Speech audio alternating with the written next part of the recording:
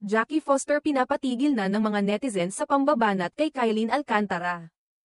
Naging mainit na paksa sa social media si Jackie Foster matapos niyang isiwalat sa isang video na di umano'y sinaktan ng aktres na si Kylene Alcantara ang kanyang anak na si Kobe Paras noong sila ay nasa isang romantikong relasyon. Bagamat may ilan na umunawa sa ina bilang isang magulang na nais lamang ipagtanggol ang kanyang anak mula sa mga akusasyong siya ay nanloko, mas marami ang tumuligsa sa naging pahayag ni Jackie. At sinabing tila sobra at hindi na kinakailangan ang kanyang paglalabas ng isyong ito. Sa isang video na ibinahagi ni Jackie sa social media, ibinahagi niya ang kanyang panig kaugnay sa naging hiwalayan ni Kylene at Kobe. Ayon sa kanya, may ilang kilos at pangyayari umano sa pagitan ni Kylene at ng kanyang pamilya na hindi ikinatuwa ni Kobe. Some things were said and done that were, let's say, red flag. For the next few months, Kobe had a few more encounters with Kylene's parents that really put him off, ani Jackie. Dagdag pa niya, so, he finally left.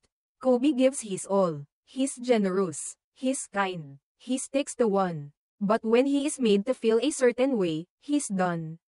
Sa bandang dulo ng kanyang video, iginiit din niyang hindi basta-bastang sumuko si Kobe, at umalis lamang ito ng mapuno.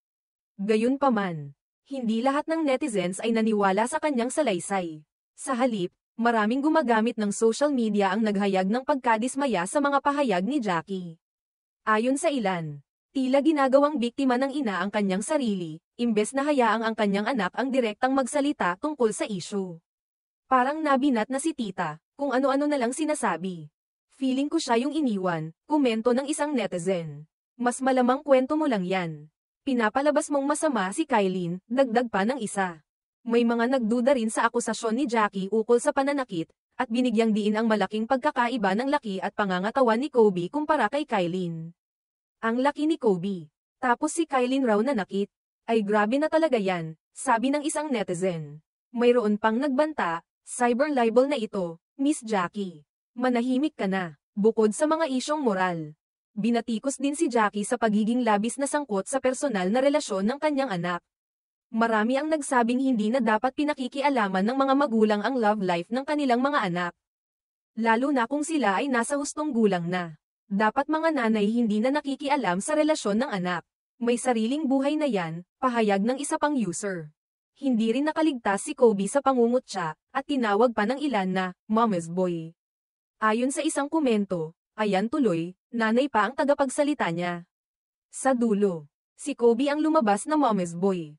Habang patuloy ang palitan ng opinyon online, tahimik pa rin si Kylene Alcantara sa usapin at hindi nagbibigay ng anumang opisyal na pahayag. Sa kabilang banda, maraming netizens ang umaasang matatapos na ang bangayan at hindi na madadami pa ang iba pang tao na walang direktang kinalaman sa issue. Ang pangyayaring ito ay muling nagpapaalala sa publiko kung gaano kabilis lumawak at uminit ang mga personal na issue kapag inilabas sa social media. Sa mga ganitong pagkakataon, marami ang nananawagan ng mas malaking respeto sa privacy at hangarin na panatilihin ang mga bagay sa tamang plataporma at tono.